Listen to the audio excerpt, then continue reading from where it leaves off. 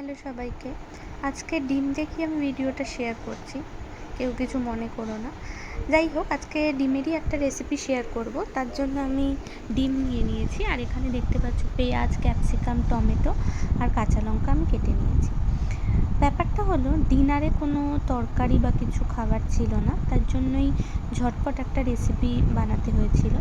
আর আমার মনে হয় এটা মোটামুটি সব বাঙালির ঘরেই হয়ে থাকে, কারণ যখন কিছু থাকে না তখন ডিমই থাকে আমাদের ভরসা।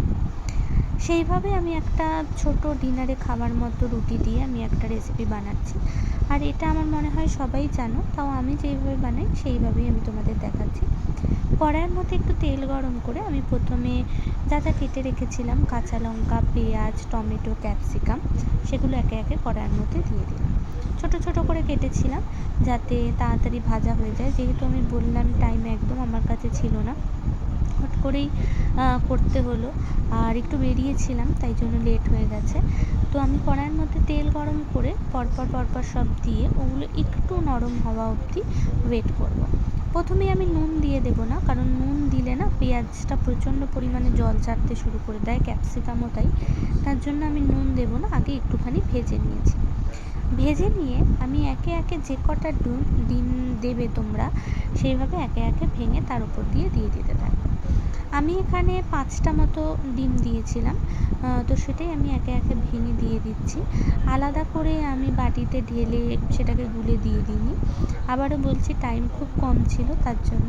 তো ডিমগুলো আমি ভেঙে দিয়ে আস্তে আস্তে করে নাড়িয়ে নেব। এখানে দেখো, ডিম দেওয়ার সাথে সাথেই কী হচ্ছে, একটা অমলেটের মতো হয়ে যাচ্ছে ব্যাপারটা, পোচের মতো। সেটাও তোমরা করতে পারো যদি সেরকমভাবে উল্টে বা শুধু পোচ খেতে চাও সমস্ত রকম ভেজিস দিয়ে, সেটাও তোমরা করতে পারো। আমি এখন পোচের দিকে যাব না, যাতে কোয়ান্টিটিটা একটু বেশি হয় সেইভাবে আমি করব। তো তারপর আমি দিয়ে দিলাম এখানে নুন, একটু গোলমরিচ দিয়ে দিলাম, কারণ গোলমরিচ তো খুবই ভালো লাগে, যে কোনো রান্নাতেই আমার খুব ভালো লাগে। আর এখানে দেখো, নাড়াতে গিয়ে এত তাড়াহুড়োর চোটে কড়াইটায় স্লিপ কাটছিল। তো যাই হোক, আমি সাঁড়াশি দিয়ে ধরে এবার সবগুলো ডিম দিয়ে সব সবজির সাথে আমি নাড়িয়ে দেবো।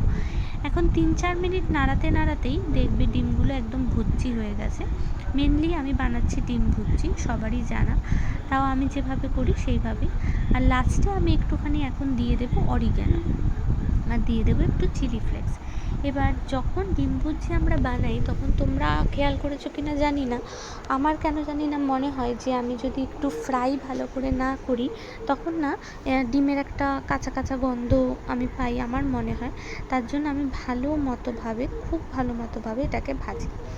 তেল আমি বেশি দিই না, কিন্তু একটু টাইম ধরে যদি আমরা ভাজি, তাহলে সেই যে কাঁচা গন্ধটা সেটা থাকে না। তো এখানে আমি প্রায় 4 থেকে 5 মিনিট ধরে এটাকে ভাজছি। এদিকে ডিনারেরও টাইম হয়ে যাচ্ছে, সেটাও দেখছি। করতে করতে আমার প্রায় 5-6 মিনিট পরে এটা রেডি হয়ে গেছে।